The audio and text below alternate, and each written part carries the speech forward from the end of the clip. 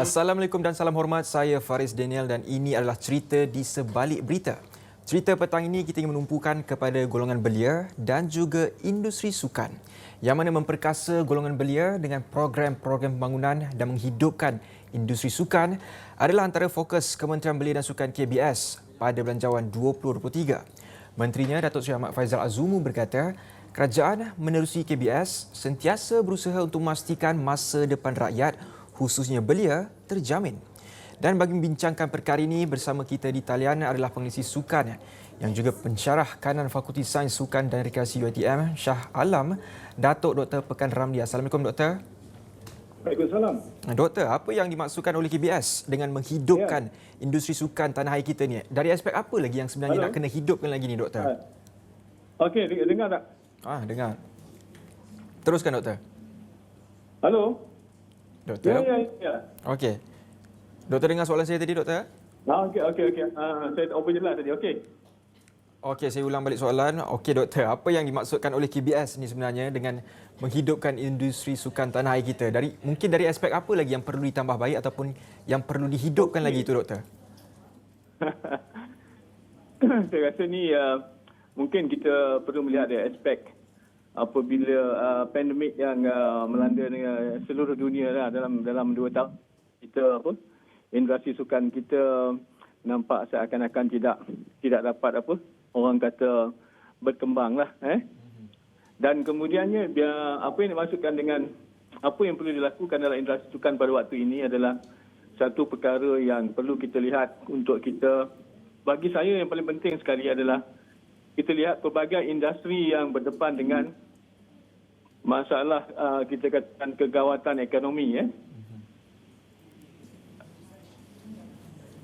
Halo, dengar? Teruskan Doktor, saya di talian. Okey, kegawatan ekonomi dan menyebabkan kita dapat lihat banyak kita sebenarnya kalau kita melihat kepada beberapa negara maju umpamanya mereka menyuntik dana yang begitu besar untuk menghidupkan kembali industri sukan.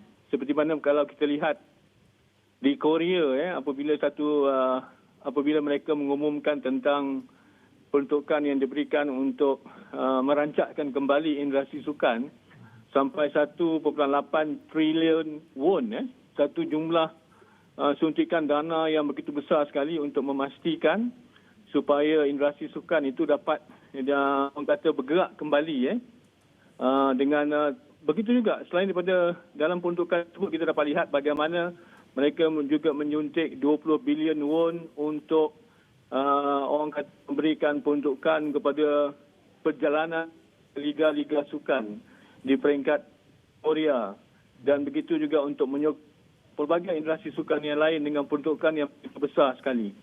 Jadi inilah maksudnya bagi saya apa yang dinyatakan oleh KBS adalah satu perkembangan yang positif kerana kita dapat lihat pelbagai industri sekarang ini terutama kalau kita bercakap tentang sukan ini industri yang kita dapat lihat bukan saja dari segi industri yang boleh menjana pertandingan besar seperti liga-liga sukan yang ada di negara kita yang sudah pasti berdepan dengan kesukaran untuk mereka menghidupkan kembali liga tersebut terutama dengan sokongan dana yang perlu diberikan bukan saja oleh kerajaan tetapi juga oleh syarikat-syarikat korporat yang juga berdepan dengan masalah untuk mereka terbabit sama dalam menghidupkan kembali industri sukan di negara kita ini. Seperti yang disebutkan oleh Doktor, kita perlu melihat kepada negara Korea itu sendiri, mereka memerlukan dana yang besar untuk membangunkan industri sukan tanah air kita. Jadi, apa agaknya fokus yang perlu diberikan Kementerian Belia dan Sukan ini selain dana peruntukan dan sebagainya dalam usaha untuk hidupkan industri sukan kita? Apa lagi proses selain mungkin kita sudah dapat dana yang mencukupi dan sebagainya, namun apa selepas itu, Doktor?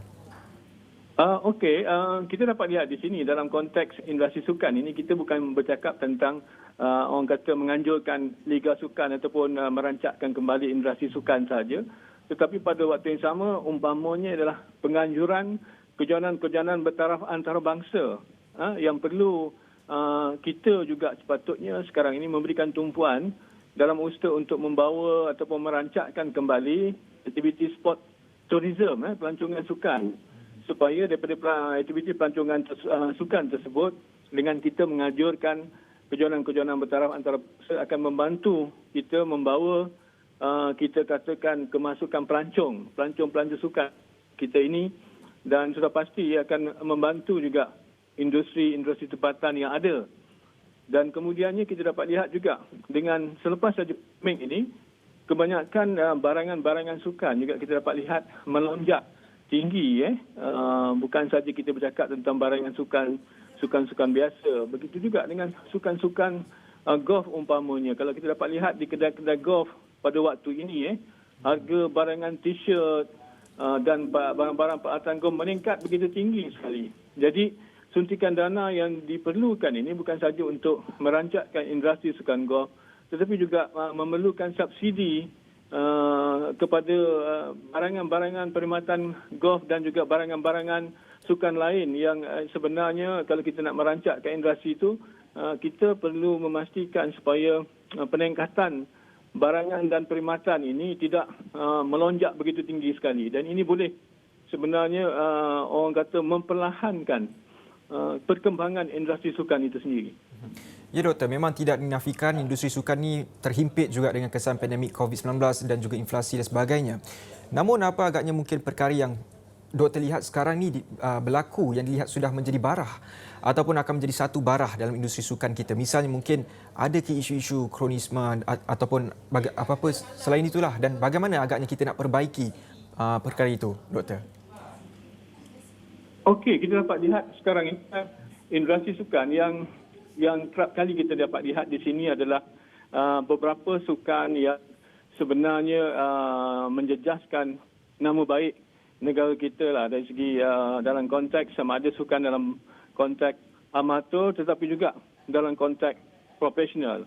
Umpamanya kalau saya bercakap tentang sukan dalam konteks profesional ini adalah Liga Bola Sepak negara kita ataupun Liga Malaysia ini, di mana kita dapat lihat ia sebenarnya adalah satu industri sukan yang sangat besar di negara kita yang kita anggap sebagai salah satu sukan profesional. Tetapi malangnya kita dapat lihat sukan ini sebenarnya tidak banyak memberikan gambaran yang positif tentang perkembangan sukan di negara kita.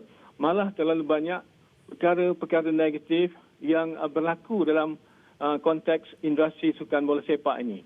Jadi ini antara beberapa perkara yang perlu kita lihat dari segi kemampuan pasukan-pasukan yang bersaing, dan juga adakah kita mahukan perkara-perkara negatif seumpama ini berlarutan begitu saja.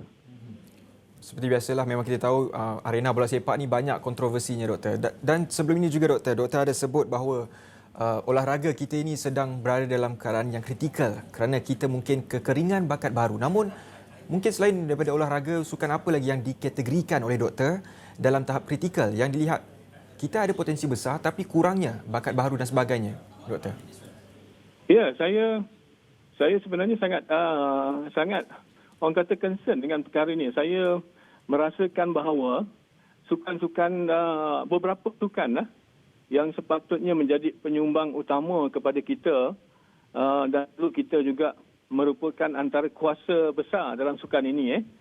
Sukan olahraga dan begitu juga sukan renang umpamanya, di mana sukan olahraga ni mungkin kita perlu melihat dalam konteks yang lebih positif lagi, kerana jika kita tidak mempunyai kita katakan kejohanan-kejohanan olahraga yang begitu kompetitif, yang perlu dilakukan terutama oleh kejohanan yang dianjurkan oleh kejohanan Kesatuan Olahraga Malaysia umpamanya, kita sampai bila pun kita tidak akan dapat lihat sukan ini dapat berkembang dengan begitu kita katakan yang dapat menyumbang menjadi satu penyumbang yang besar kepada negara kita.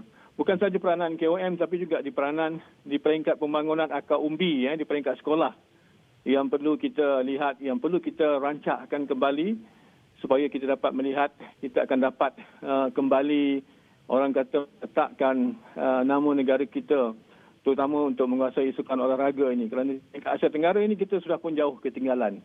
Begitu juga dengan sukan renang, di mana dulu kita adalah merupakan antara kuasa utama sukan renang, tetapi sekarang ini dalam kita kata berpuluh pingat emas yang diberikan dalam sukan renang, kita untuk mendapat lebih daripada 5 pingat emas pun suka seperti mana yang berlaku dalam SEA Games baru ini, kita cuma dapat 1 pingat emas saja.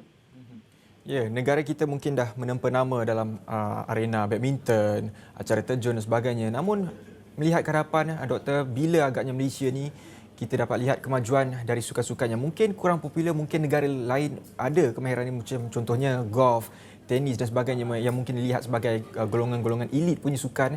Namun bila agaknya mungkin Malaysia boleh melihat kemajuan daripada sukan-sukan lain pula, Doktor? Ini juga satu perkara yang saya amat nanti-nantikan. Terutama kalau kita bercakap tentang 2 sukan ini, iaitu sukan golf dan juga sukan tenis lah umpamanya, yang mana kita masih lagi cari-cari, kita masih lagi menunggu bilakah kita akan dapat melahirkan pemain-pemain golf yang bertaraf dunia, yang ada pada ranking yang terbaik dunia dan dapat beraksi dalam